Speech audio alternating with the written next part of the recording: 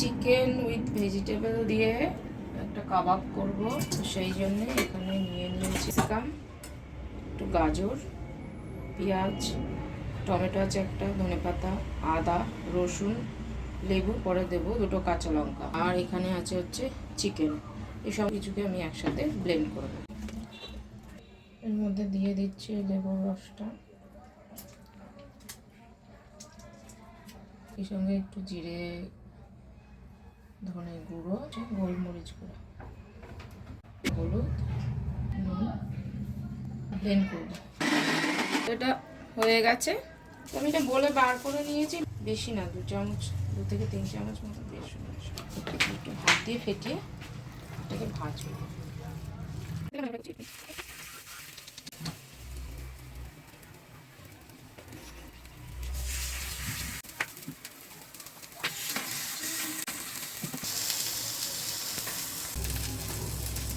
এক পিঠ বোধ হয়ে গেছে,